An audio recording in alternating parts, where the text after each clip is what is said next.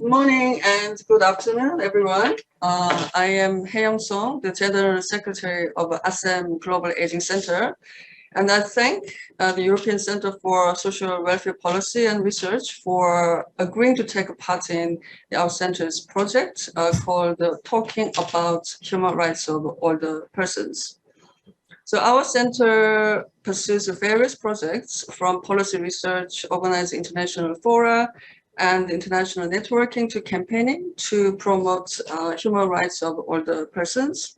So this is a small event talking about human rights of older persons is one of our projects in which we invite experts and specialists based in Assam partner countries and have informal discussions on issues related to human rights of older people and aging in more broad terms.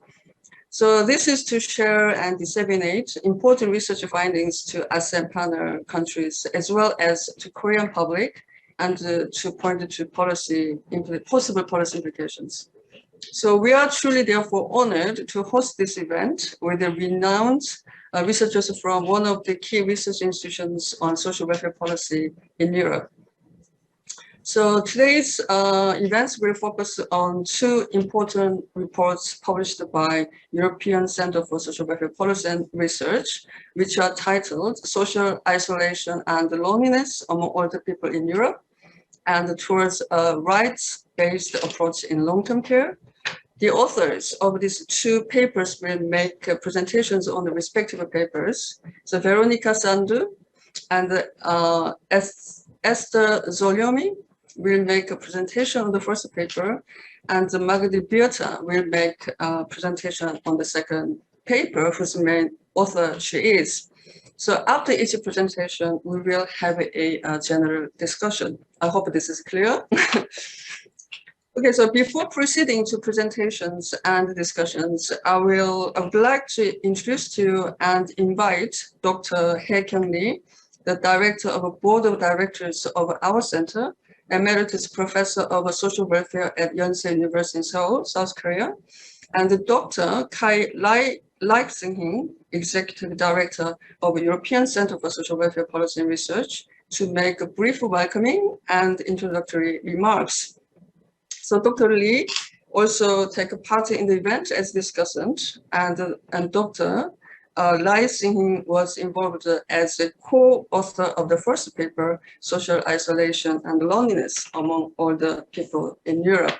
So I would like to give this floor to Dr. Lee first to invite her to give a brief welcoming remarks, and then it will be followed by Kai's introductory remarks on the center. Thank you. Okay, Hae-Yung, thank you for introducing me. I'm Hye Kyung Lee, the chairperson of the board of directors of the Assam Global Aging Center. We call it AGAC. Is it okay? Sounds okay? AGAC. Our center was established in 2018. It's a very young organization. It was endorsed to be based in Seoul, Korea at the Assam Summit meeting of 2016. It aims to make positive contributions to the enhancement of the human rights of older persons among Assam partners and beyond.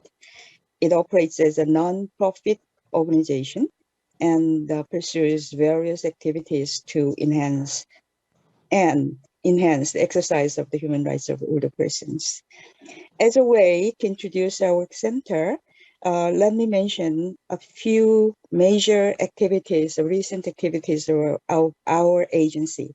We have, last year, we have co-organized with ASTEF. ASTEF is the Asia-Europe Foundation, the de facto representing body of Assam, I think, that we hold the 20th Assam informal seminar on the human rights with focus on the human rights of older people. It was last year, February. It was the first time in the 20 years history of Assam informal seminar on human rights to take the topic of the human rights of older persons. It was indeed a historical event in the sense that the experts on experts on the human rights of older persons from all over the world got together to talk and share, think about the way to enhance and protect the human rights of older persons. And the AGAC also holds international meetings on human rights of older persons on its own, named we call Assam Forum on Human Rights of Older Persons with the subtitle Present and Future. The first was held in last year, October, the theme of which was human rights of older persons in emergency situations. We have COVID-19 pandemic in our mind. There, UN and WHO members, government officials, academics, and international NGO activists took part in. And the second forum of our own will be held in coming September, the theme of which will be the loneliness of older person. It's exactly the theme of today. In our Assam forum, we insist to keep the civil society talk concert in our program, inviting key representatives of international NGOs to have an informal discussion on the role of civil society to promote human rights of older persons, especially for the adoption of an UN convention on the human rights of older persons. And the AGAC was as mentioned already, as Hae-Yung mentioned, we were accredited to the UN Open-Ended Working Group on Aging. As a non-profit organization, we took part in and presented our work in the human rights of older persons at the 12th session of OAGA. In addition to these international activities, the AGAC is also concerned with the dissemination of the notion of human rights of older persons in Korea and the right-based policy approach to the welfare or well-being of older persons in Korea too. So we have launched a policy forum on human rights of older persons whose members are the leading Korean academics and researchers in the field of social welfare, gerontology, and the related disciplines.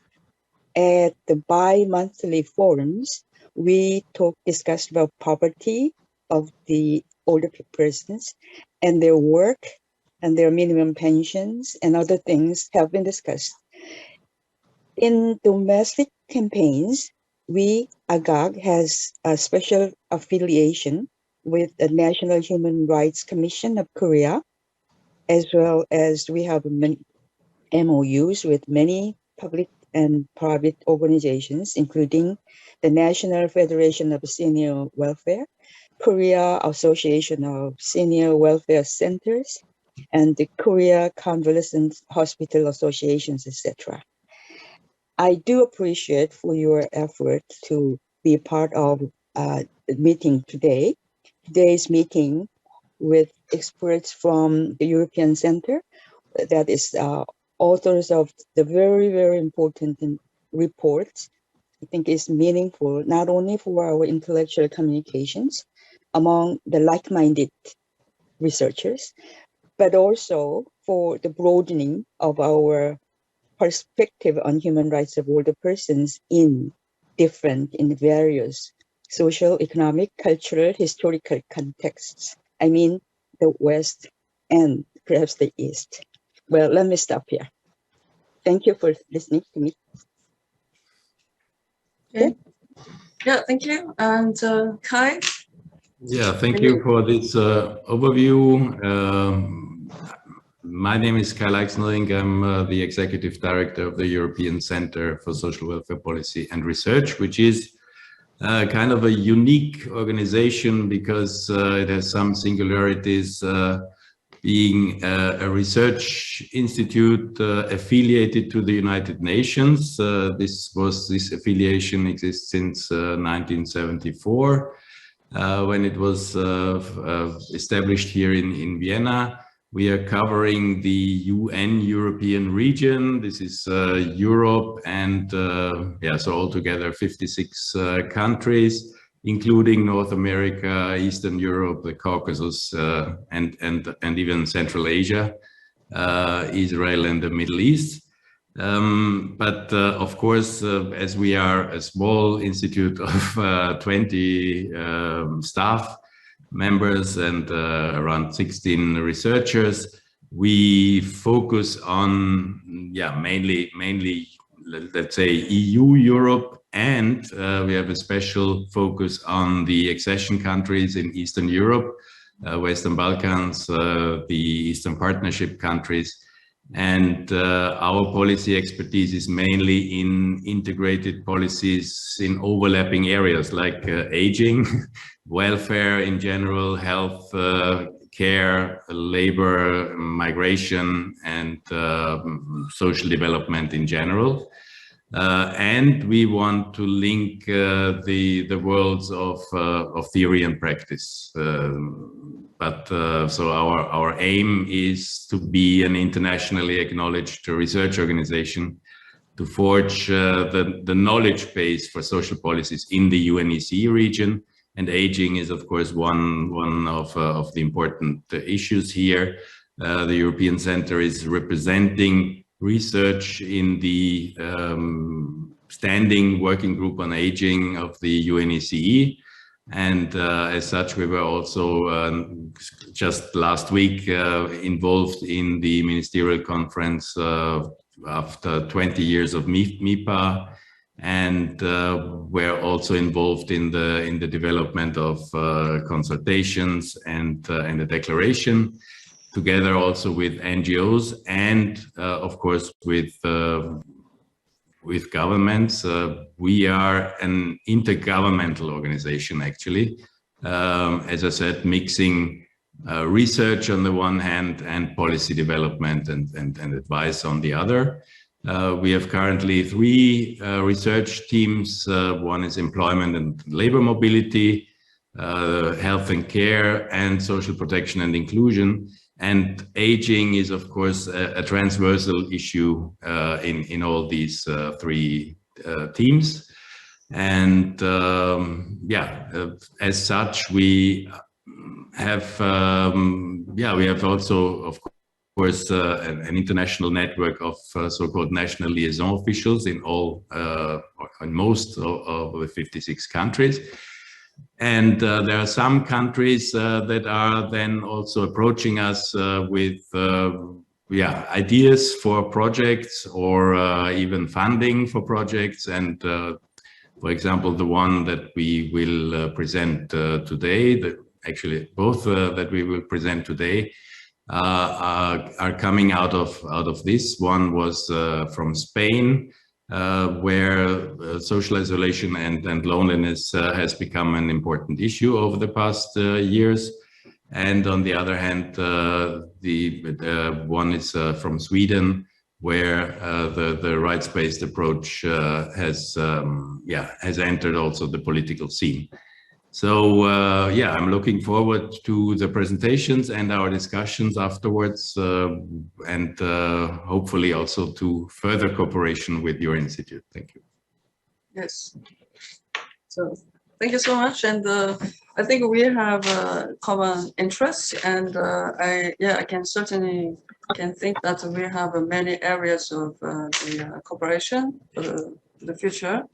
The policy research and so on. So I'm also looking forward to not only our discussions today, but also for possible cooperation in the future between our 2 centers.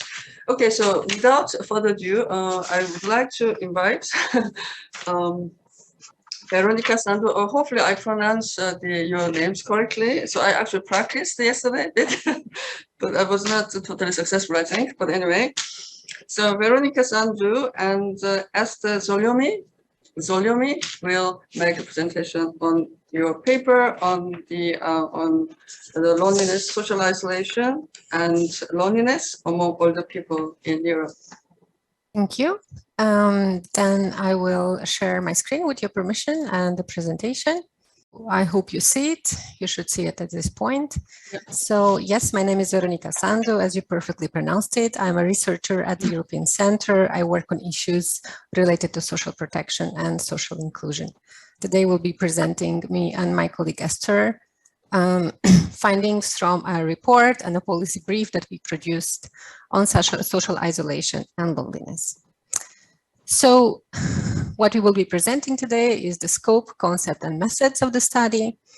Then we will go into factors associated with loneliness and social isolation in later life, the impact of these two phenomena on older population, loneliness and social isolation among other people in Europe, some figures and findings, and at the end, policy measures, policy and interventions.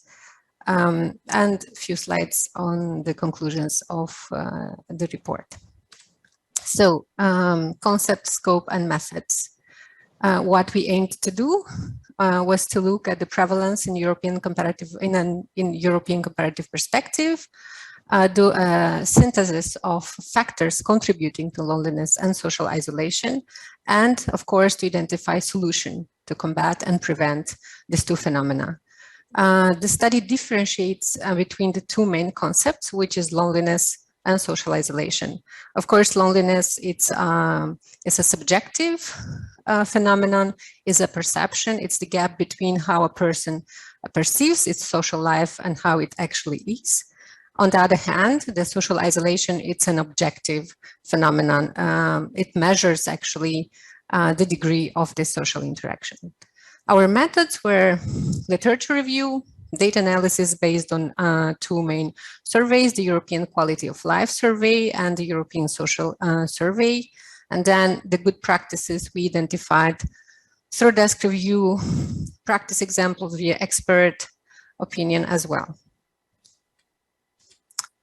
Factors associated with social isolation and loneliness in later life.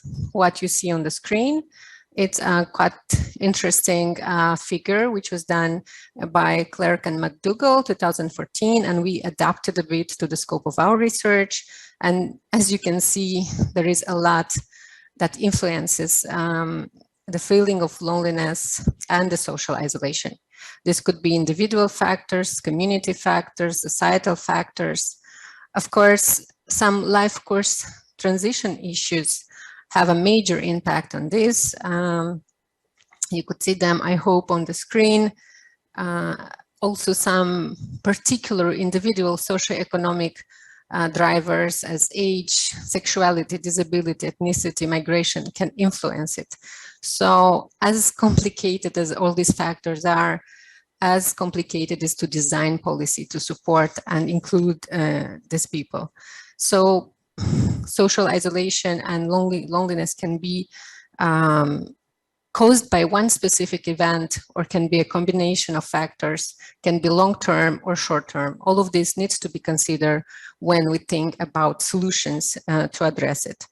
So I would just give you an example of individual factors, which is health, mobility, access to technology and internet, community factors such as neighborhood context, access to transport, community services and activities, the living environment. As we know, safety, it's a very major issue for all the population when it comes to the possibility to interact and prevent social isolation. And then the wider economic context as well.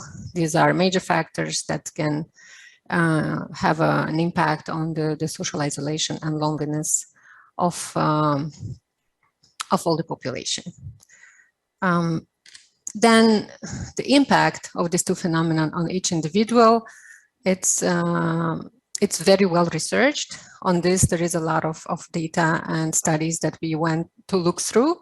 Mainly, we looked at the meta-analysis and we identified two major dimensions that are impacted by the social isolation and loneliness, which is impact on the health status of a person and impact on the quality of life of this person. Of course, these factors are both influencing and influenced by social isolation and loneliness at the same time. And these are physical health, so people exposed to isolation and loneliness for a longer period of time, could be, the health is impacted. They could have greater rates of diabetes, cardiovascular disease, obesity, hypertension. And then there is impact on their mental health, there is cognitive decline associated with these two phenomena: depression, lack of self-efficacy, the feeling of anxiety, fatigue, vulnerability overall. Also, longer stays in hospitals are associated with isolation and loneliness. Lonely and isolated people tend to stay longer in hospitals, have a higher emergency hospitalization rate and re-hospitalization rates. And of course, these people have an earlier admission into residential or nursing care rates as well. So a small citation from one of the studies we looked into weak social connections carry a health risk that is more harmful than not exercises and twice as harmful as obesity. That's quite a strong statement, which we found in one of the papers, but it looks like something that underlines how important these two phenomena are. Of course, all of these factors are broadly influenced by demographic trends such as aging population, rise in long-term health conditions, declining health and functional mobility of older people, increasing number of single resident households across Europe, and then greater geographical mobility. We know that it's very easy now to move inside Europe, to find a job somewhere, which of course it's a positive thing. But then when it comes to parents left behind, this could also have a negative connotation. I will stop here and hand over to my colleague Eszter, and then we'll see each other at the concluding part. Thank you so much. Thank you, Veronica. So loneliness affected a significant share of the older population already before the COVID-19 pandemic. As you can see in the European Union as a whole, 18% or almost 1 in every 5 older citizens age 65 or older reported to feel frequently lonely. That is all or almost all the time, or more than half of the time. And as we can see, the prevalence of loneliness varies quite greatly across European countries. And generally speaking, loneliness tends to be more common among older people in Eastern and Southern Europe, whereas older people in Northern European countries appear to be much less affected. There has been a number of explanations that have been put forward to explain this quite large cross-national variation in the level of loneliness, differences in social norms and cultural values concerning family obligations, relationships seem to play an important role here. For instance, in Eastern and Southern Europe, where countries are characterized by traditionally strong family ties, older adults might be more likely to experience loneliness when they experience a lack of support from their adult children or other family members. Next slide, please. So studies consistently show, including our report and policy brief, that loneliness and social isolation particularly affect the oldest old, so those 75, 80 plus. And this is closely linked to old age factors, including declining health, mobility limitations, life cycle changes, as well as age-related losses, namely the death of a spouse or partner or peers, and the difficulties of replacing these relationships in old age. Next slide, please. Research also shows that loneliness is greatly influenced by other factors, such as living arrangements. And older people who live alone are significantly more likely to report feeling frequently lonely compared to those who share their household with at least one other person. And given that there is already a relatively large share of the European older population that lives alone, and in many countries this concerns already over 1/3 of older people, and that we can also see, as Veronica pointed out, a number of single elderly households increasing, loneliness is an issue that definitely deserves much more policy and also research attention. Next slide, please. And of course, loneliness and social isolation is greatly influenced by the size of personal social networks and the quantity and the quality of social contacts.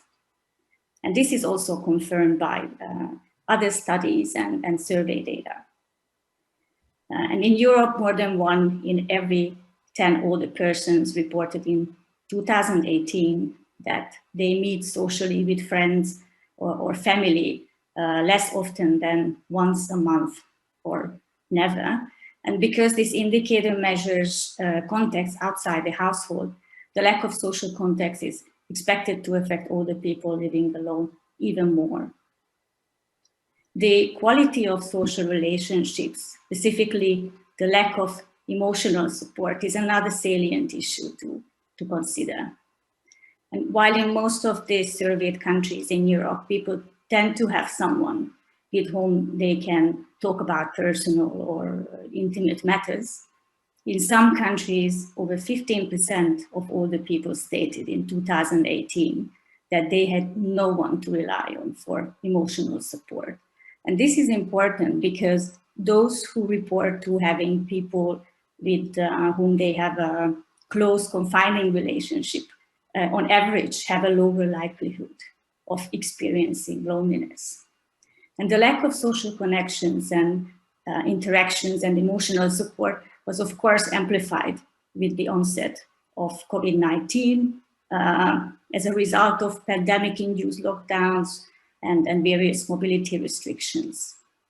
And the negative implications for mental and emotional well-being, including loneliness, are relatively well documented by data that were collected through online European surveys that were implemented during the pandemic. Next slide, please. So in April-May 2020, when most of Europe was in its first lockdown, 1/4 of older people reported to be affected by loneliness, which then decreased as European economies and societies were gradually reopening, only to increase again almost a year on as countries were still dealing with various levels of lockdown. And finally, it's really important to note that loneliness during the pandemic had not been an experience confined to older people only. So it had indeed a large impact also on other age groups, and we can see especially younger people. And now I hand over to Veronica, who will continue with presenting some examples for targeted interventions and good practices from Europe.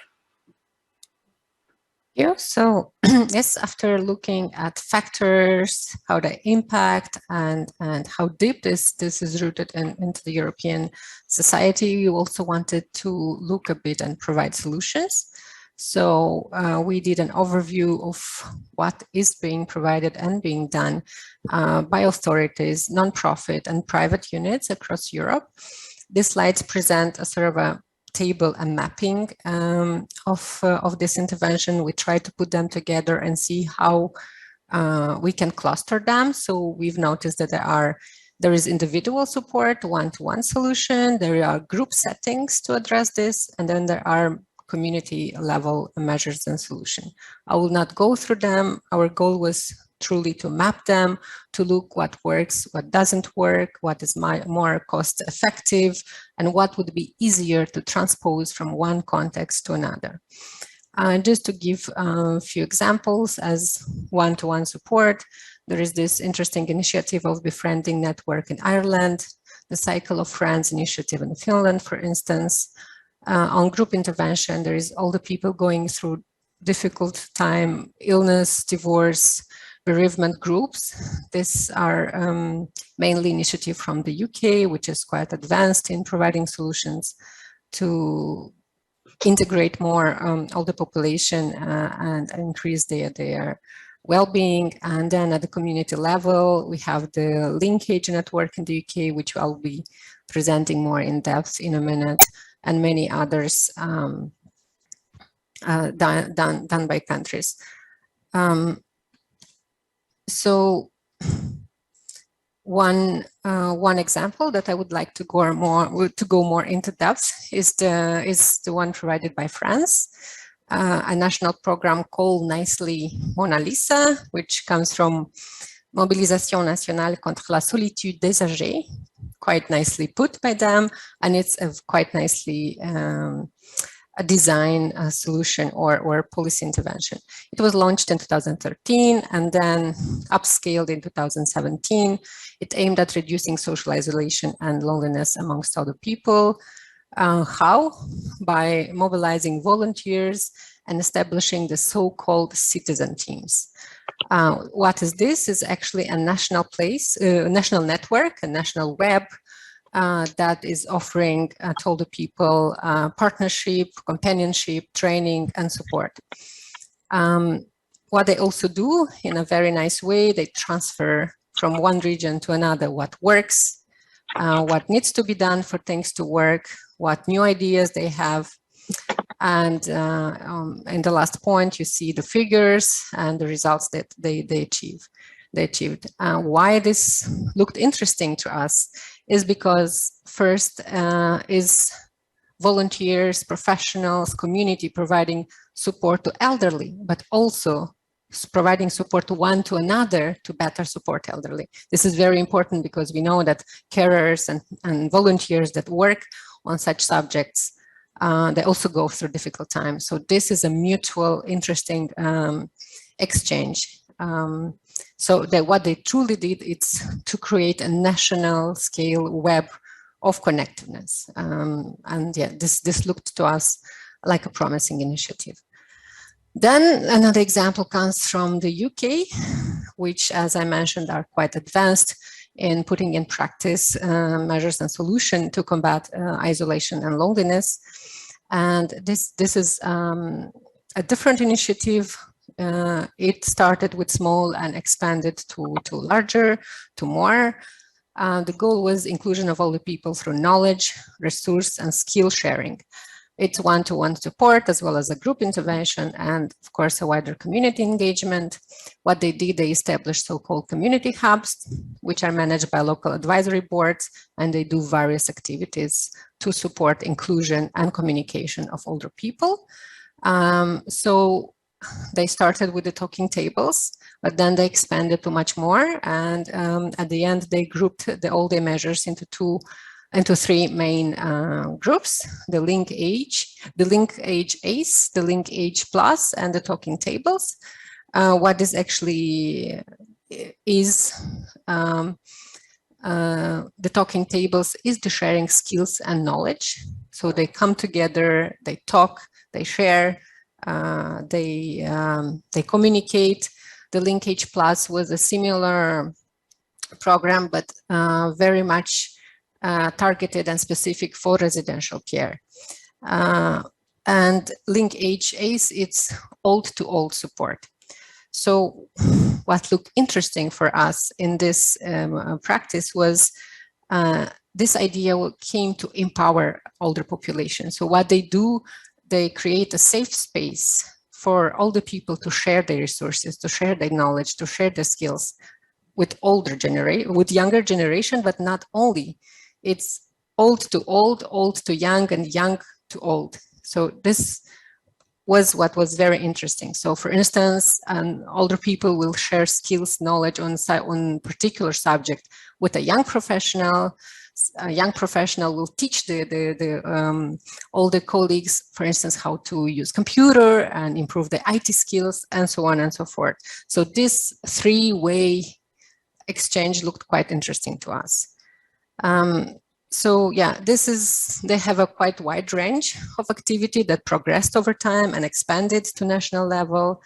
Of course, but what I would repeat myself, but the heart of this initiative was empowering elderly and showing them they matter and showing them that the skills they have are useful and needed to the next generation. So what works? This was a difficult question to answer for us because there is quite little evidence on what works and what doesn't. Some of these initiatives are too small-scaled, others were just too young, so the results could be evaluated. But what we noticed that what works are practices that are truly targeting older people. What works is measures that combine different elements and different type of supports and different activities. So the common characteristics of a good practice would be adaptability to the specific context, community development approach, activities supporting the active engagement of older population, a well-defined target population, more specific, better, and a sound theoretical framework underpinning the initiative. It's important to create a safe space so all the population can share, can communicate, can make friends, and it's also important to finance this and understand at all levels how important the problem is. So the very last one, some conclusions coming up from our study. There is a need for greater policy recognition of social isolation and loneliness. National and regional policies to integrate targeted activities within the existing strategies. And here I would like to mention three countries in Europe, sorry, that actually do that, which is the UK, of course, France and Netherlands. These three countries seem to have a national approach to the issue, not scattered regional approaches. At local level, to create opportunities and conditions for social exchange, for formal and informal services, which is also quite important, provision of, as I said, a public space, a safe space, and a trained personnel. Exchanging the knowledge base, much more work should be done also from the research perspective to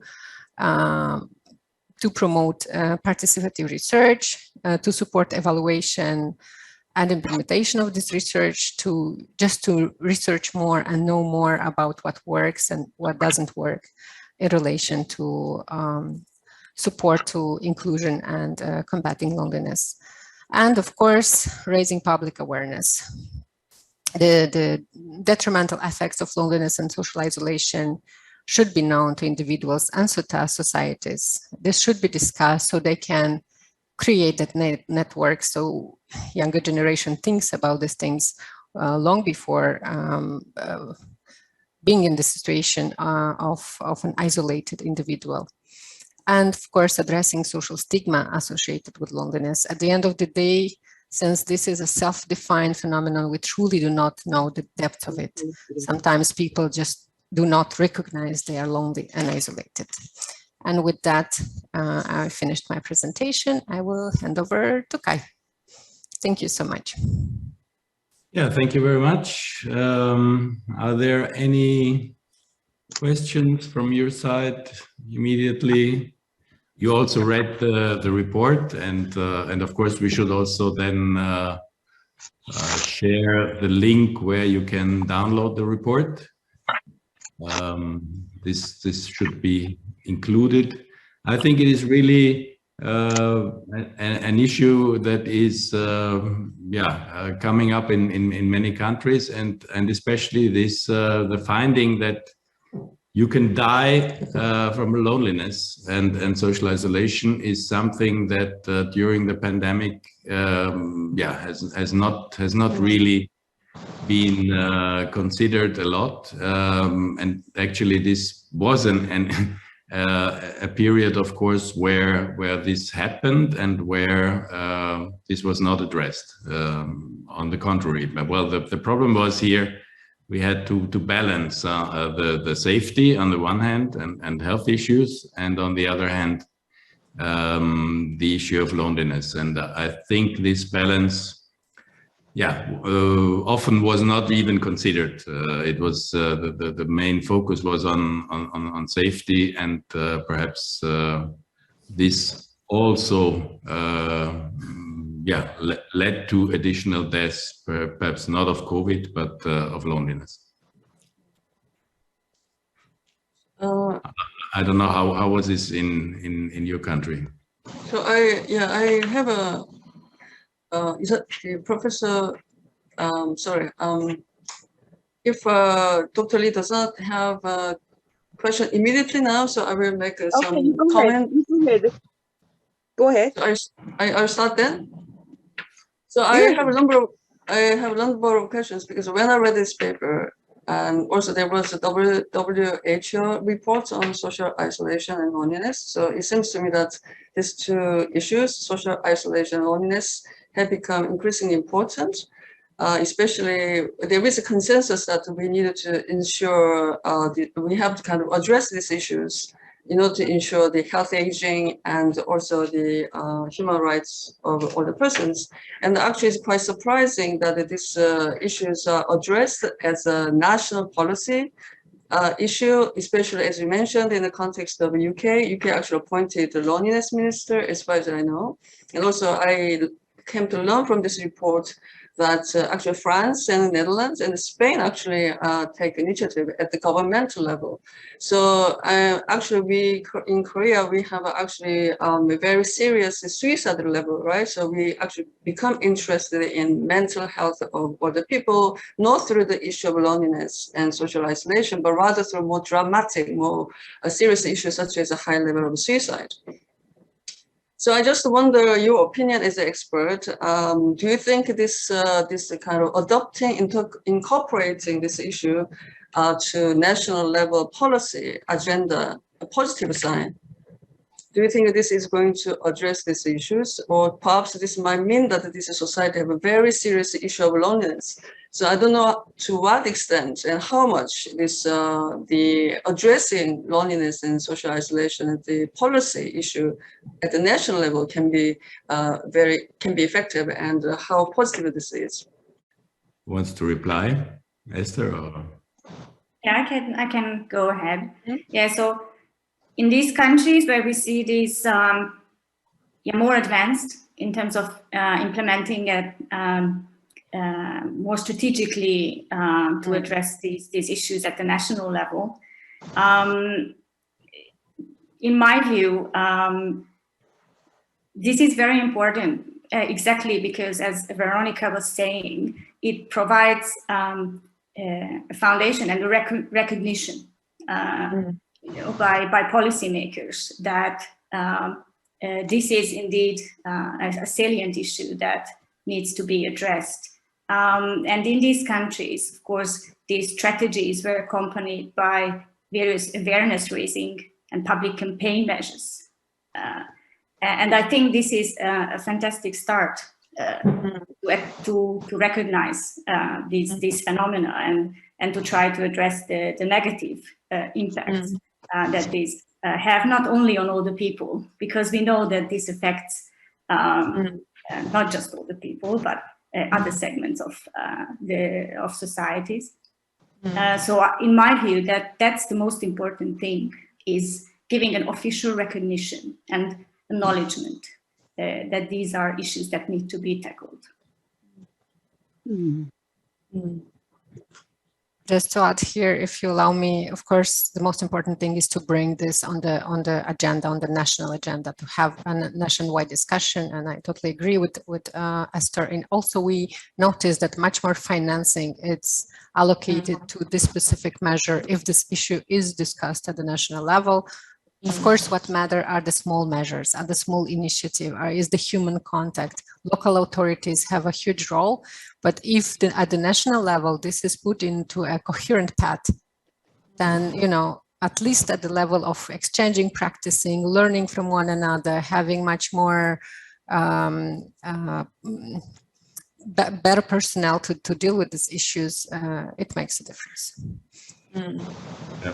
But also, as you said, of course, it is important to have this national framework and a national acknowledgement.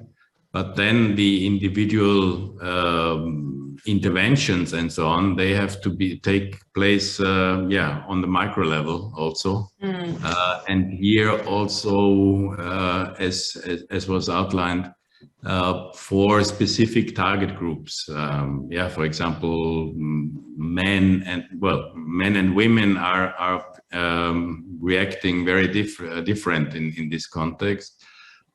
There's one other good example in the report also for males who are usually not so socializing. Well, perhaps in the UK they're going to the pub, or also in other countries. That's it. But and there is this Men in Sheds, I think it's called.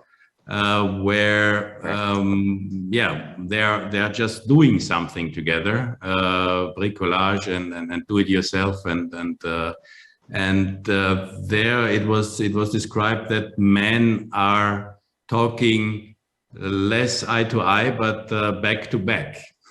So while they are doing something, they might talk to each other.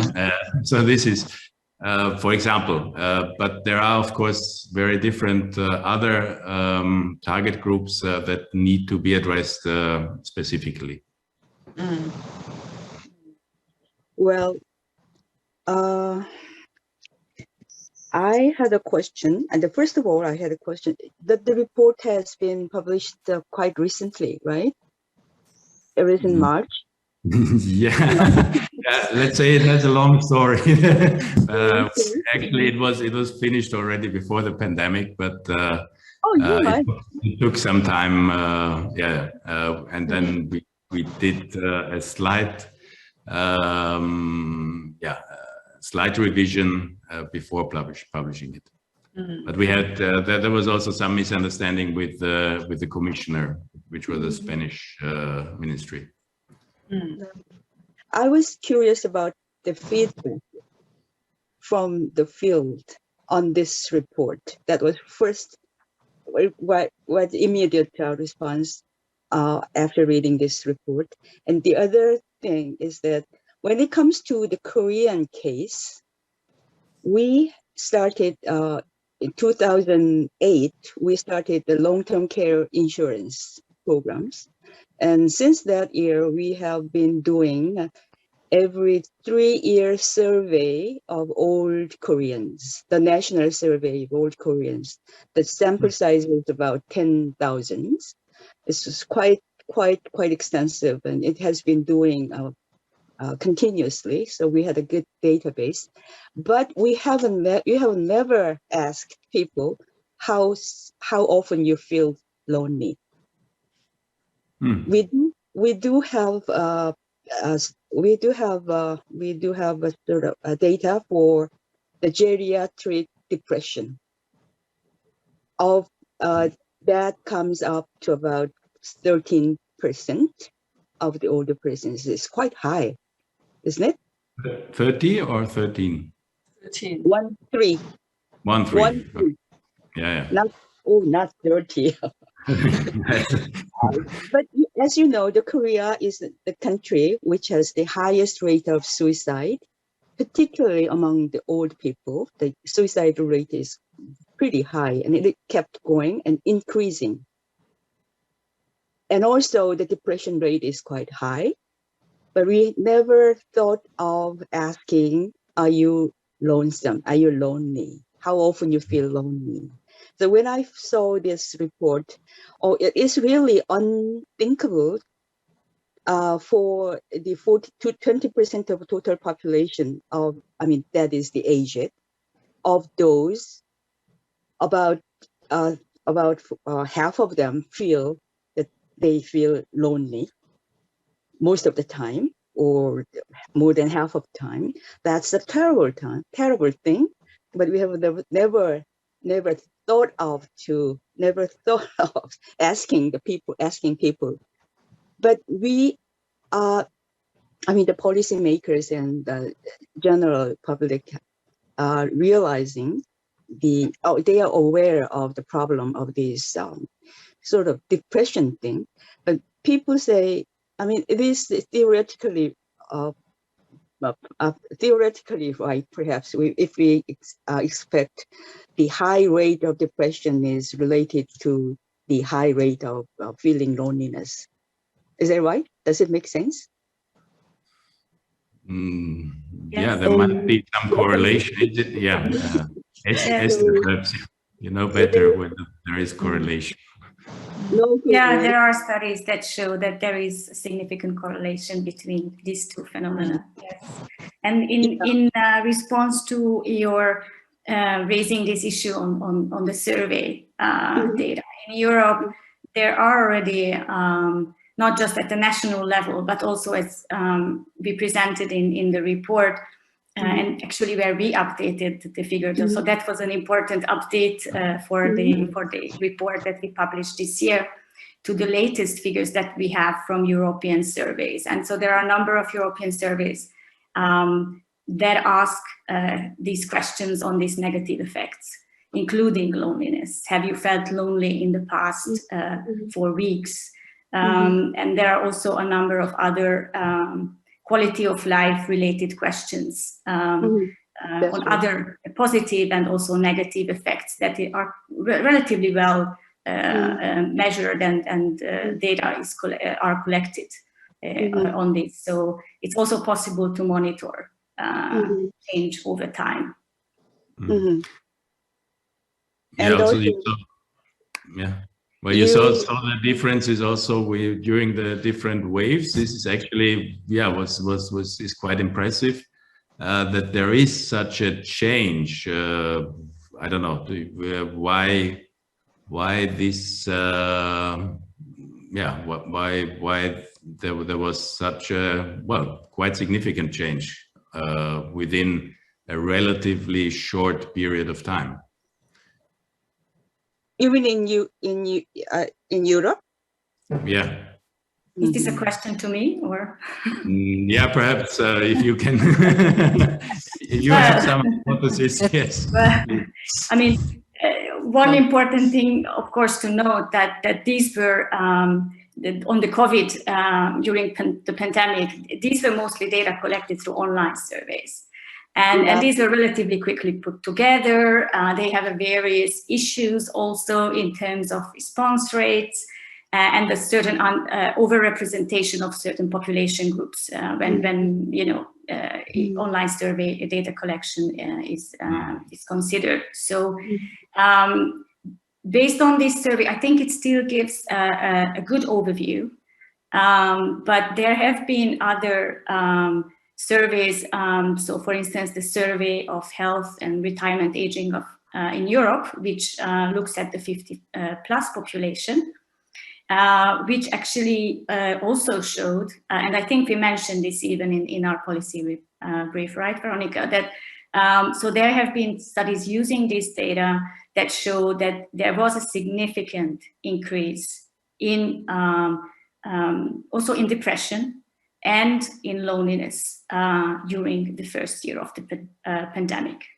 So, but there are kind of no subsequent waves yet to really monitor from these larger comparative surveys. So online surveys still remain quite useful when you want to measure this, you know, you want to have a quick result and allow policymakers to also respond in a relatively, quick fashion to issues. So that's why we thought it's good to also include results from these surveys that show how at least give some indication of the evolution of this issue of loneliness during the pandemic.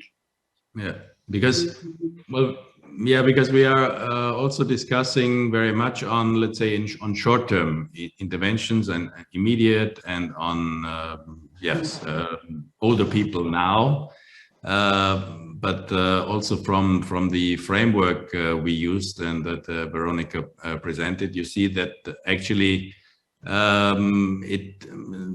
social isolation, loneliness is a result of at older age is a result of your whole life course and of life course events.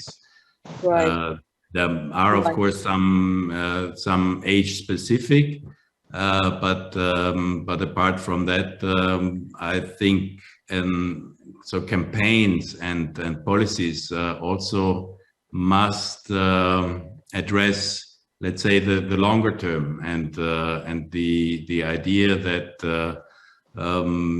cultural changes, social and cultural changes are taking place or have taken place and often were not sufficiently addressed in terms of individualization, in terms of stress at work, in terms of competition and competitivity, and the fact that we continue to have, nevertheless, a relatively strict pension age and this division of work and pension. I guess that this may be also one of the explanations in South Korea, but please correct me if I'm wrong. No. That many people are suffering from this pension shock, and they're coming from perhaps a very rich life or very also stressy life at work, then to a sudden pension, and the idea or the growing feeling of being useless or to society and so on. So I think this could be something to be, or well, further research is needed as always here at this but this would be an interesting research question. I don't know, perhaps there are already studies in South Korea, especially with this high rate of suicide. At what age is it, and with which life event is it connected, or probably even correlated? This would be perhaps really interesting, especially as you have some of the data, well, not on loneliness, but on many other issues, and this could be interesting to check. That's right, exactly. The suicidal rate is the highest priority problem among the policymakers on the old age, population aging problems. But as you have said, the correlations or the causal relationships is very, very difficult to identify. So that's the way we are now. Well, I think we must have add one item asking the question of the loneliness from next round of survey, the national survey of the and perhaps you use the same item as in the European surveys, then we can compare. Exactly. Yes, that's what I felt like. It's very important to sort of compare and make standardized, to make a comparative study between the countries, particularly. Yes. Yeah. Yes. I also thought that if the loneliness question cannot be included in the national survey to start immediately, perhaps we can maybe carry out a small-scale research at our center, perhaps with the help of the European Center. So that was my kind of, maybe we can do some pilot research, a survey on that issue. This is what I thought. Can I ask you some more questions or comments? Is it okay? Yeah. So we then could have some time also to come to the next presentation. But sure. Hopefully this is the last question. So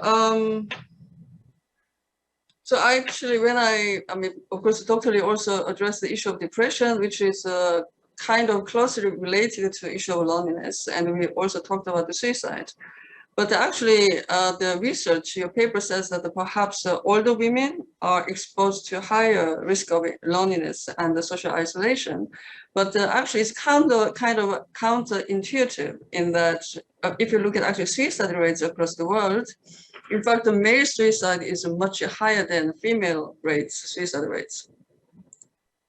So, sorry, my computer showed something else. And so I just wonder how can you actually put this kind of two opposing, for instance, if the loneliness is much more prominent amongst the older women, but the suicide rates are much more prominent within older males. So how can you actually see this the kind of relationship between the two? Do you have any thought on that? Eszter, do you have an idea? Yeah, we looked into that issue, and Yes. actually, what the research shows, also previous studies and ours confirms that is that indeed, on average, women. There is of course a large variation across countries, so you don't find the exact same pattern. But there is a gender gap, and we see women are more likely to experience loneliness. And in the literature, it's connected to a number of factors, including, and we talk about old age, right? So, and it's connected to the fact that women have a longer life expectancy, which means that they tend to live alone more than men. Because they become widowed. They also even though they have longer life, they also face much more health declines, mobility decline, and also on average they have lower income. And these kind of offset, let's say, another factor that would put women at more at an advantage in terms of social isolation and loneliness, which is that women tend to have a larger social network in old age. So they have more people to rely on, and they are also more comfortable to ask for support than men do. But as I said, there are these other factors that, on the other hand, affect women much more than men. And I'm not aware, because we didn't look at suicide as such in our report. But this could be factors that explain this kind of apparent, contradiction that we still find. Yeah. I don't know, Veronica, if you have anything to add. Yeah, I think what is Sorry, Kai. I think what is very important here is to understand that men and women perceive differently social isolation and loneliness. And it's also, as I mentioned, that I tried to mention in the beginning, it could be this sentiment, this state of mind could be one moment or last longing through the life. So if at one moment this is overpowering and felt quite strongly, it's one thing, and if this is a status that is going on for a while, it's another thing. And men and women feel this thing quite differently. So as Kai was just saying at the beginning, at the age, the loneliness has an U shape. So men, they feel it keenly when they retired, because their social network is much more connected to work than women's social network. Also, men relate less to their children and grandchildren than women do. And this is a decisive factor, the quality of the interaction. So how close you are to your family matters a lot when we speak differences between women and men, gender differences. And as also Eszter just mentioned, men do not really look for support. They don't ask, they don't recognize it. Also, it's very hard to, capture it in the survey because usually they perceive it as a personal matter, and women, they share it more.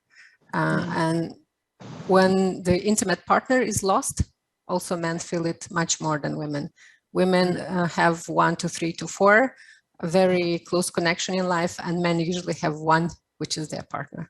So there are very small things that added together would make a difference in this picture. And this is, again, a cliche, but this is also under-researched. So there is need for someone to put all these things together and show us what is the gender difference in perception and feeling it in solution.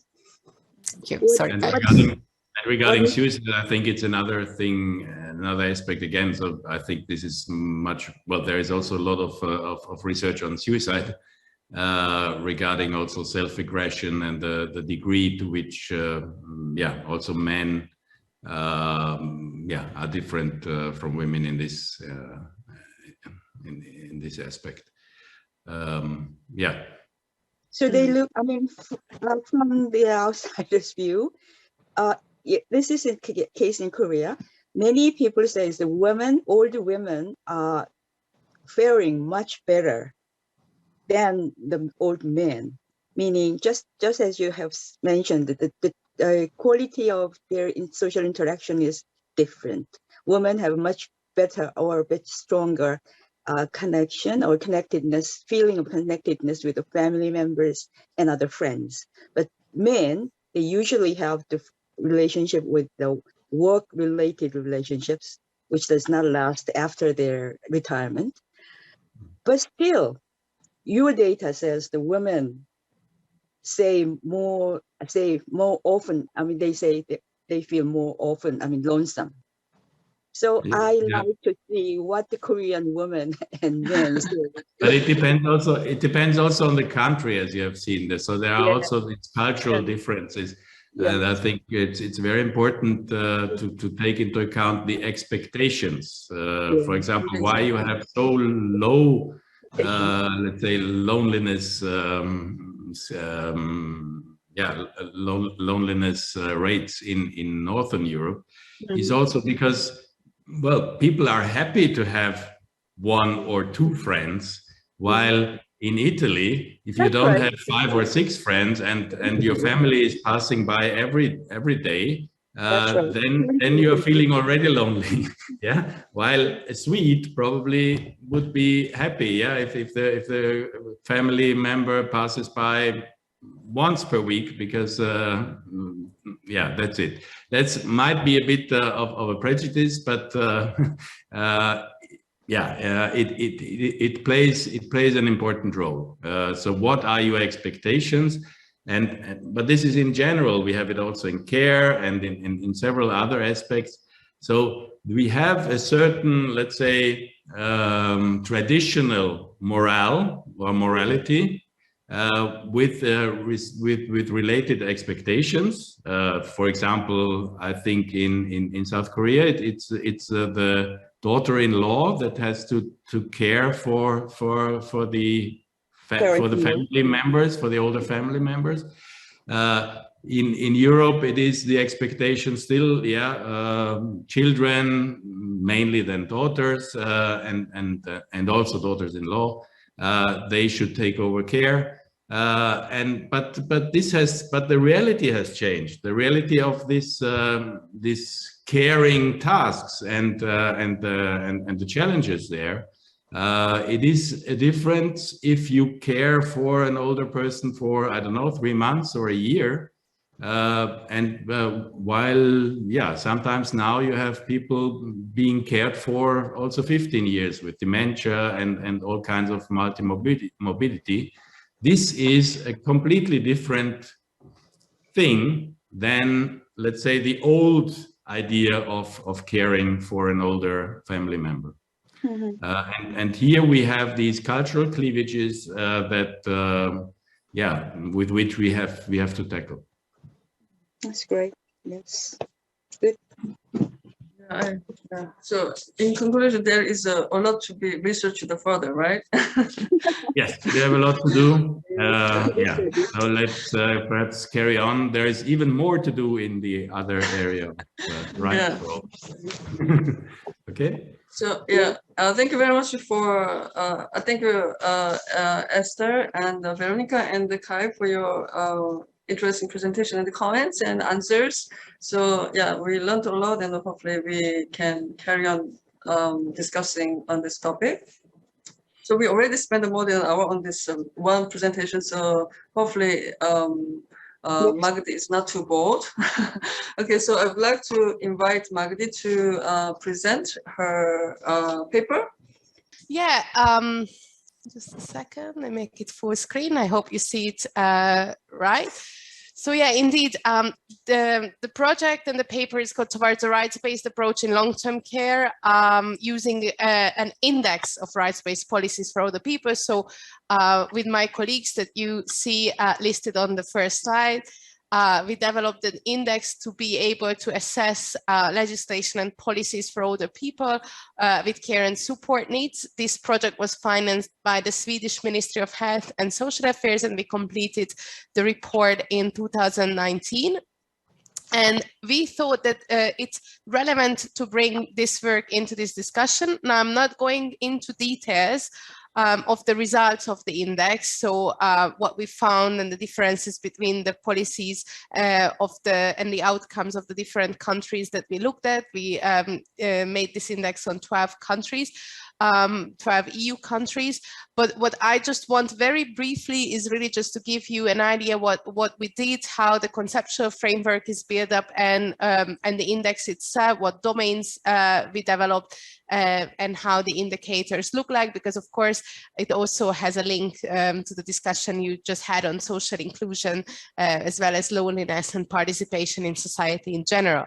So of course, the starting point was to understand what rights-based approach means in long-term care. We all know that the growing aging population present economical, social, and political challenges in Europe, but also beyond. And the organization and financing of long-term care is the most pressing issue. Really, it's also one of the key barriers why there is no agreement at the United Nations level on the Convention on the Rights of Older People, in fact. And also at EU level, we have now policy frameworks promoting community-based, home-based long-term care solutions as well. There is a lot of reluctance of member states because it is a Pandora box if you think of the financial implications of public long-term care service provision. So, of course, the past approach was more looking at what older people who have increasing care needs can do and have to do. That was still when the active aging concept dominated. But there is a shift towards a more human rights approach, which means that people have the right to access quality care and support in old age. And it is the question what the state can do to ensure that these rights are met. So this is a fundamental change.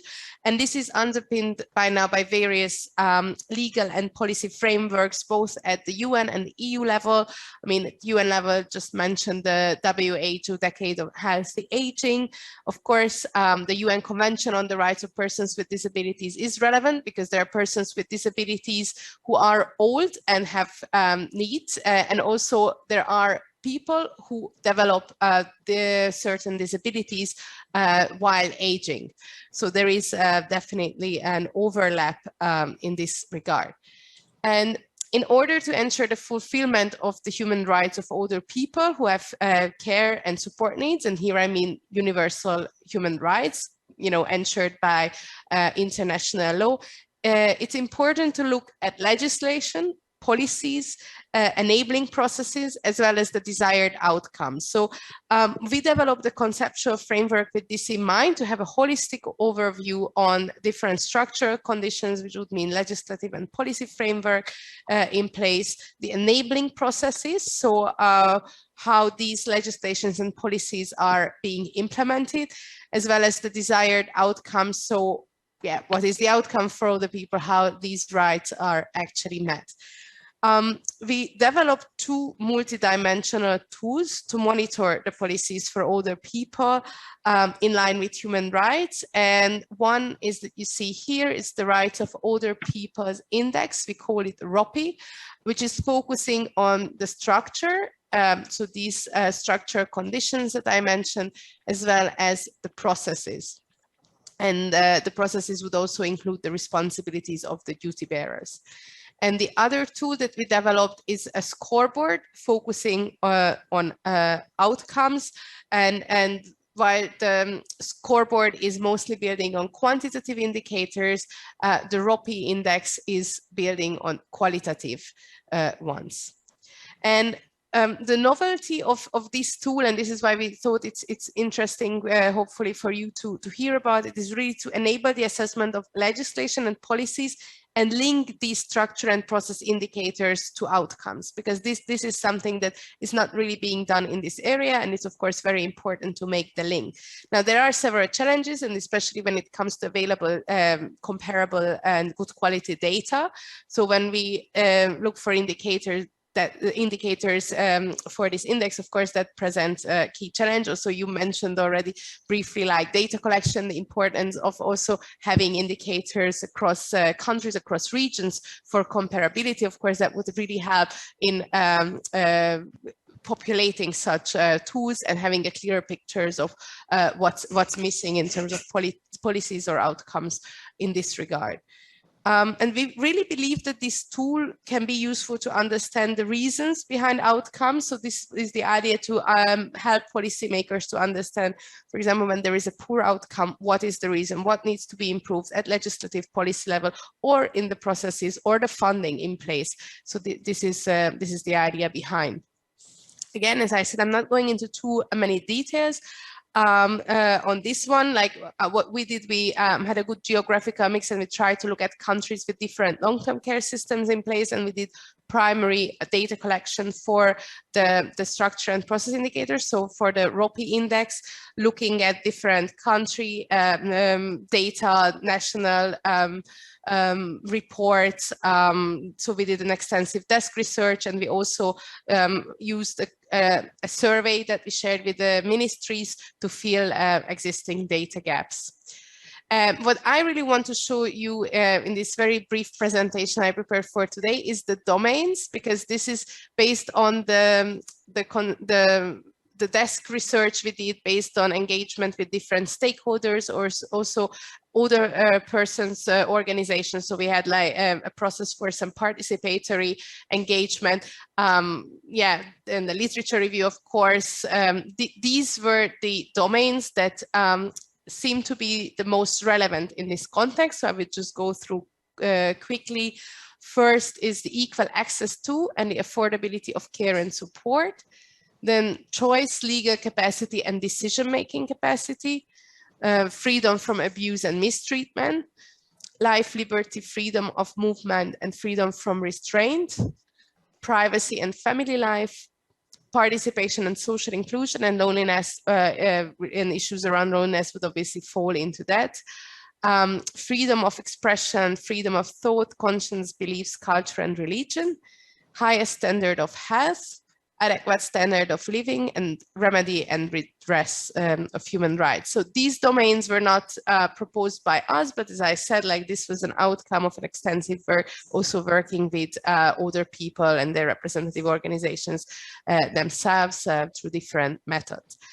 And I will just show you that how this index looks like, how it's built up. So we have structure indicators, altogether 19 for these 10 domains I just mentioned. There are some domains where there are more, and there are some domains where it's only one. So for example, for the participation and social inclusion domain, we have as a structure indicator the legislation addressing accessibility of public spaces and legislation addressing the institutionalization. Again, as I mentioned, like we chose indicators where it was possible to find data comparable and good quality data to populate it, and then we were able to rank countries' performance along these indicators. I will also show you now the process indicators under each. So just to give you again an example, for the domain participation and social inclusion, we looked at procedures to ensure the accessibility of public spaces. This was also mentioned by Veronica and Eszter in their work, like how public spaces and their accessibility, also the safety aspects, are really relevant for older people to feel included in the community and to feel less isolated. We have a report, and of course there's a lot of information. I could go into details, but it really, the aim is just to give you a brief overview, and the report is available online. I would just also like to mention the scoreboard on the outcomes, where we use secondary data surveys and databases to create a scoreboard. I will also show you how it looks. These are the outcome indicators that we had. And as you can see, under participation and social inclusion, we had one on the access to public spaces. And we also had one specifically on loneliness and social isolation, where we used European Social Survey data from 2014, which specifically looked at the share of older people, 65 plus, reporting not feeling lonely. So this is how we were able to say like how the countries, the 12 countries that were part of our research perform on this indicator. And it's just to sum it up, really, like we see different use cases of such work. Of course, in such an index would need to be updated over time. So even now, like if we were to look back, maybe in some of the countries we had in the report, our new legislations adopted, maybe there have been new rounds of survey conducted, which means different outcomes. Of course, our work looked at 12 countries. Of course, we could have done it for the whole EU. There were some capacity limitations for us to do that. But what we really think that such an index can help to steer policy discussions at regional level or even country level to look where are the gaps, where more work needs to be done to improve legislation, policies, processes, as well, and ultimately the outcomes for people. And we also hope to contribute with some of these indicators that we came up, that they could be used in monitoring existing frameworks. I mean, this is in the EU context. So I've just mentioned that we have a European Pillar of Social Rights at the EU level, which includes different areas where the EU now steps up efforts to monitor how member states perform through a social scoreboard. And since one of the principles in this pillar is on long-term care, of course, we saw and we engaged and we participated and presented this study to the ministries in the Social Protection Committee of the EU. So it's a high-level committee where the ministries are working on in the indicators subgroup on and agreeing what common indicators member states will use to collect data, comparable data at EU level. So our work also fed into this process to some extent. And we also hope to cover some of the gaps, data gaps, for example, on elder abuse. There is really not much information out there. So that's why we were so quite limited in terms of measuring the issue of elder abuse or the quality of long-term care. Very, very difficult to find data that is, comparable between the countries. And definitely we would have liked to also point towards and tackling somehow the lack of disaggregation of indicators and data. So our work hopefully contributed to all of that. So we promoted it at the EU level, but definitely the idea of this index and the domains and the indicators we believe could be useful definitely beyond the EU. So this is just very briefly to walk you through what we did, and the report is available on our website. And of course, if you have any questions, we are happy to stay in touch and continue the discussion. Thank you very much. Yeah, thank you, Magdi. Thank you. Any questions? No, I think this is really, really fascinating paper. ROPI is a clever idea, which has structure, process, and outcome. It's very interesting. But my question was, I strongly felt like to place the Korea into your scoreboard. I really feel like to see that. And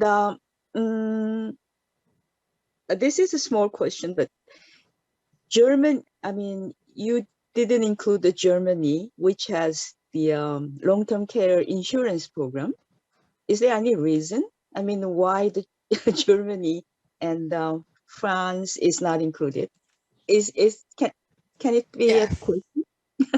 Well, there's a very practical reason, I would say. So at the European Center, we have board members. So we definitely wanted to include those countries which are sitting on our board. And beyond that, we engaged with ministries that were willing, because it was a lot of work. So when I just said we had a questionnaire to fill data gaps, of course, that was a very big request for ministries, also because of the issue. It's not just social ministries. They had to internally coordinate with the health ministry, with different departments. So we needed countries that were willing to take up this effort. So the countries that you see among those 12 who agreed to do this for us, as you know, Germany is a federal state. So when it comes to collecting these data, it's very complicated, because some of these data are belong to the federal, the legislation of the states. And Germany is a huge country, so we had an approach to tackle this, but also some of the other countries in our work. Austria is also a federal state, as well as in Switzerland there are cantons, so it's also very specific. So what we did in such cases, that, for example, in Austria, we took Vienna, the state of Vienna, and looked at what is there.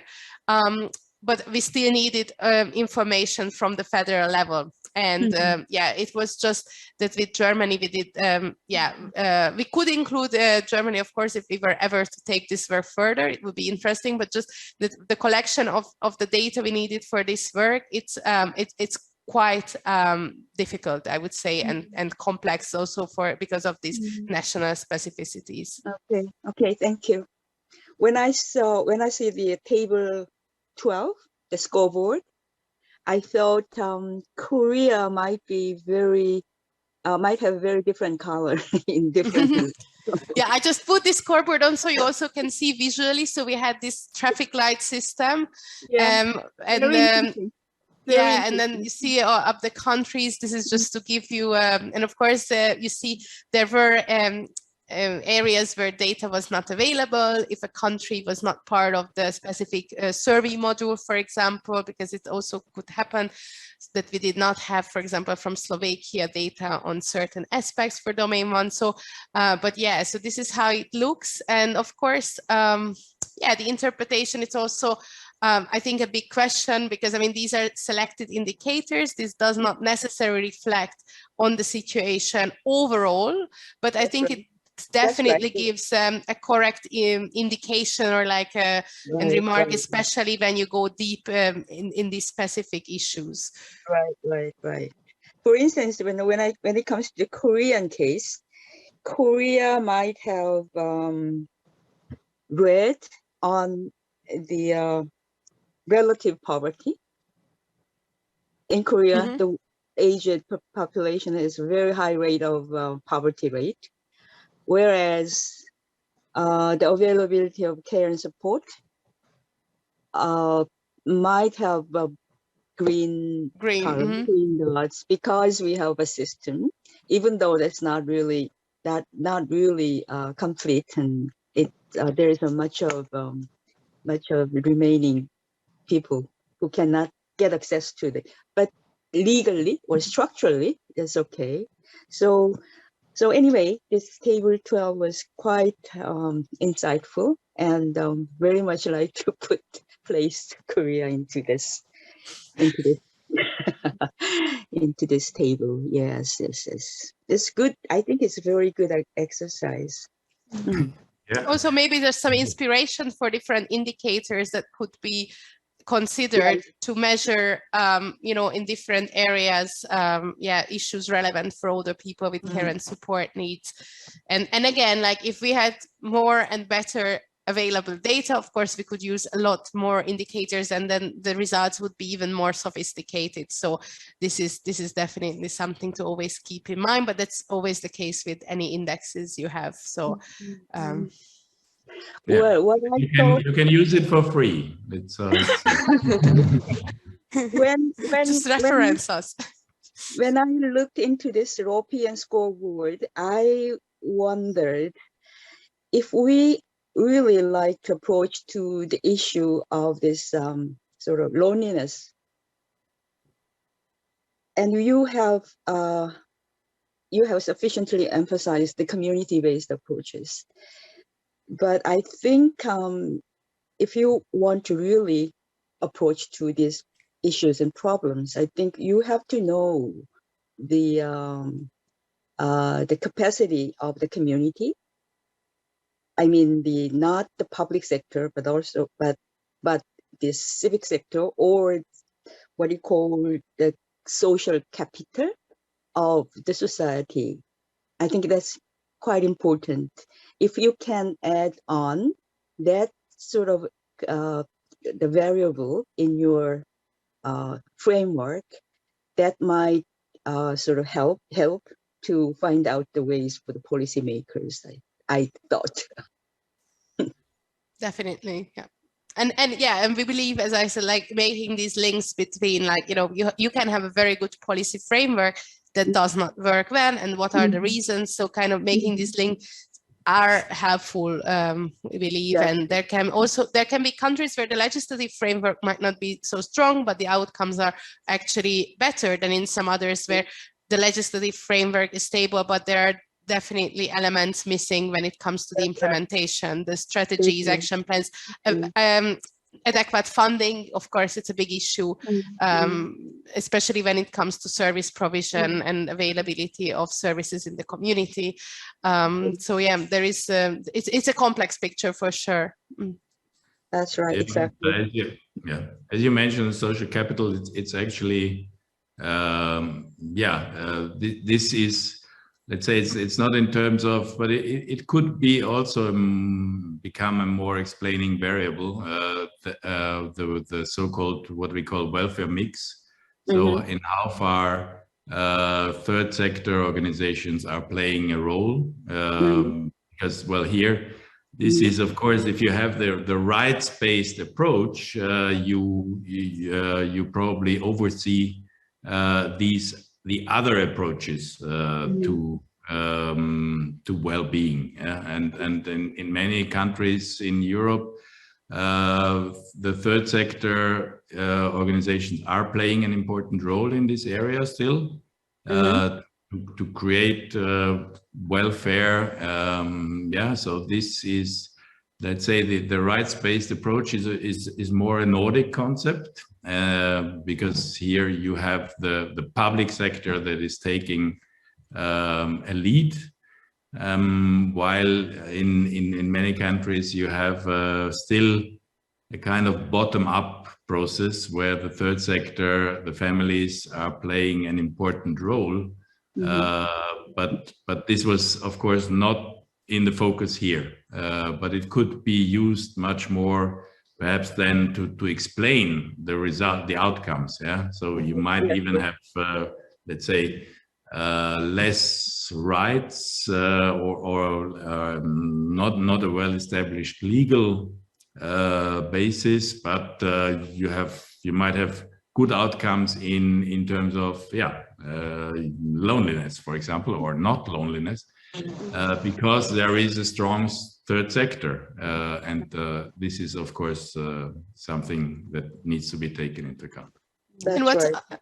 also just, you know, from the human rights point of view, like so human rights, there's not one which is more of a priority than others. So they're all on the equal foot, but of course, in the individual perception, there might be different assessment to this, but from the human, so the human rights as such, as principles, I also often find that it is far from people's reality. So just because your rights are fulfilled on paper, it doesn't necessarily mean you are satisfied with your rights. When it comes to the outcomes, that has also an impact. As we also mentioned, even the notion of loneliness is a very subjective matter. So the same with independent living, that just because somebody is living in the community and has access to services, it doesn't mean this person would say that I have a happy, satisfied, socially included life.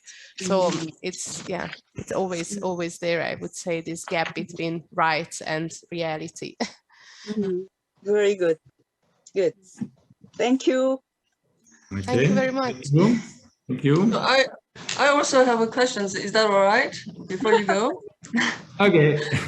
Yeah, Okay. stop my screen sharing. So I just wanted to congratulate you on publishing this amazing, incredible paper. I was very much impressed by the extent of the research and scope and extent. And also, I was quite impressed by doing research on such a specific issue within human rights older people, like the long-term care from human rights perspective. So in that sense, I think I was found in many ways impressive, and it has incredible policy implications or into Korean policymakers and also beyond Korea. So I have two questions, which are all small, hopefully. So one is that when I look at the this like methodology and the people who take a part in this project, you actually made a huge list of people who took a part in the project.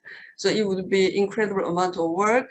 And I just wonder how long it actually took you to complete this report. I just wanted to know the process that it took. It looked really extensive and encompassing, and it needed a lot of the creativity to make it just, as you said, you introduced these 10 domains without having international human rights framework of all the people, right? So you also have to make up of these 10 domains, having a lot of stakeholders invited. So I just wonder how long you actually took in a more kind of practical level.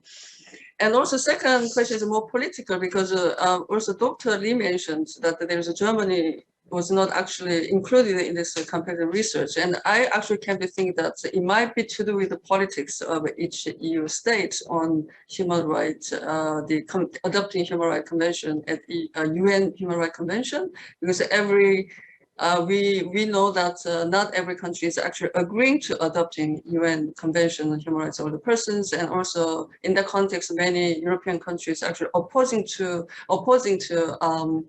making explicit about their stance on that, right? So of course, as Kai mentioned, the Swedish government might be so much supportive of this idea, but maybe some countries are actually not really keen to adopting it. So I'm just wonder whether this selection of 12 countries that included in the research, the report, is related to actual politics of European countries. Thank you for the questions. Yeah, so for the first question, I would say because the project started in 2017 and we published the report in 2019, so it was 2 years altogether, very intensive 2 years. And definitely the first phase was when my colleagues were really worked on the development of this framework. And I mean, it was, as you can see, like these domains are not coming from nowhere. So they're obviously also building on existing human rights framework and largely on the UN Convention on the Rights of Persons with Disabilities. Then it came in the expertise and specificities when it comes to older people with care and support needs. So this is how it was fine-tuned, also based on existing literature. Of course, there is literature existing already on the consolidations of these matters. And then when it came to a data collection, that took quite some time to make sure that we managed to obtain, especially for the structure and process indicators, the data. And we very much appreciated the support of the ministries, as I mentioned, because it was really an intergovernmental coordination, and then we also validated the information we received, so there was a bit of a back and forth. So we were able to, because once we had the data, of course, we had to do the scoring to place countries, and it's very sensitive. So we had to really make sure that we understand what's in place in each countries along the different structure and process indicators when we were saying that this country is not 3 but 2, and then on the basis of that we were able to calculate the index itself. So of course that was several months, I would say. And the writing was the least of the issues out of this, probably. And I mean, the political nature, sure. I mean, it's a very political issue also at EU level. I mean, it's nice to see that, and Kai, you obviously please come in and share your views. I think recent years when it comes to EU policies, I mean, things speeded up a little bit, just a little bit. So a lot more is happening on long-term care, or the fact that long-term care is also more pronounced in this European pillar of social rights. there was a big long-term care report published, I think 2 years ago. So I think the initiative is there at least to collect more data, or to have like that the EU steps up to play a bit more its supportive role, the member states' policies. I mean, in general, I also think, and that was the same around the negotiations around the UN Convention on the Rights of Persons with Disabilities, that some countries may oppose or don't support the convention itself, but it doesn't mean that at national level their policies would not be more advanced than some other countries who are very pro-convention, but they are lagging behind when it comes to legislation, policies, or even the creation of services. So I think, again, when it comes to the outcomes, it's not necessary, like even if a country at EU, you know, from the EU is not supporting the UN Convention on the Rights of Older People, it doesn't mean this country doesn't do a lot when it comes to long-term care provision. So you have to take that into consideration as well. I don't know, Kai, you want to add something perhaps to that political question? I would even say, yeah, partly on the contrary, because, for example, there is now a different dynamics, but in the beginning, for example, the Nordic countries were strongly against the convention because they see it, well, you know, if you create a convention, this means that that you are addressing a needy group of your population, and this was not considered. The idea is that older people are an active part of the anyway of the society, and they don't need special protection. Yeah. So this is but this is a discussion that is going back and forth. Also, France, for example, is contrary. While currently there is Slovenia very much in favor, but sometimes it depends really on individual policymakers in the country. Yeah, so but this is of course will continue to be a discussion whether we really need an own convention or some other instrument, and also in research we are not completely anonymous here. What could be the best way forward? With this, in this area of to measure, of course, in this area of long-term care, rights-based approaches is in any case something that is useful. And well, we were very sad that actually we would have had a presentation at the European Parliament of this study exactly on the 20th of March or something in 2020, and unfortunately it was not possible anymore. And I don't know whether we can catch up still sooner or later. How about the European Center? Do you have expressed position on the Convention on Human Rights of Older Persons? No, as European Center, no. No. We have, we have agreed in a way, because there was now, as I said last week, there was a joint declaration of research and NGOs about aging policies and the ways ahead. And there was mentioned, well, we agreed on the formulation. There should be a convention or a similar instrument, because I think as research, we as researchers, also as European Center, as we are on the one hand an intergovernmental organization, on the other hand a research organization, it is a bit difficult to really take one position. Okay. In Korea, you know, we have experience of CEDAW, the women's rights. The convention, UN Convention for the Women's Rights, has been very, very much helpful for the activists in Korea. For those who are, who the activists for the activists in Korea, and contributed to the development of women's rights in Korea very much. So also the Convention for People on with Disabilities. Absolutely. Yes, that's right. Yeah. From that experience, or the Convention on the Children's Rights Rights, which the European Center had been strongly involved in the 80s and 90s. Yes. Yeah, But this is the people's point, rights is exactly. important. No. Old people's, I mean, the human rights of older persons is much more complicated issue. Yeah, but what we also try to do with this index is really that, I mean, their rights are already protected in different human rights instruments. So of course, I see definitely an added value of the dedicated convention, what it could bring, also to clarify some issues around right to long-term care, for example. But it's not that older people are left without rights. So this is why I think this index was also, you know, for us an exercise to kind of reflect that in the other instruments, because I often see silos also in terms of policy making, how they see older people separately from persons with disabilities in many cases when these two groups have definitely interlinks and overlapping needs.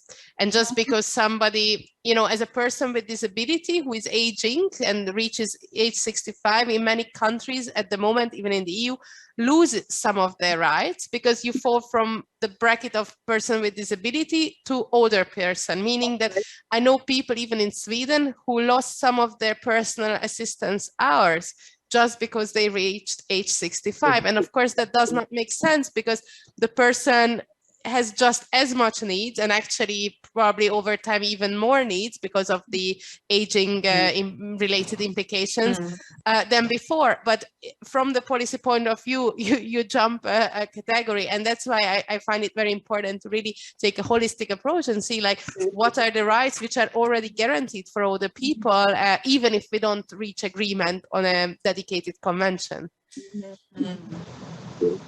Yeah, as I said, this is also something a bit overarching our work at the European Center, that we try to avoid silo policy making, but to promote integrated governance of issues that are transversal. Because okay, good. Or you say now intersectional, I think, yeah. Yeah, also, of course, the intersectional approach is important. Yeah. So it's now 5:45. So we're past the time we set for this event. So so I think if any of you wants to make a final comment, we can. It was wonderful meeting.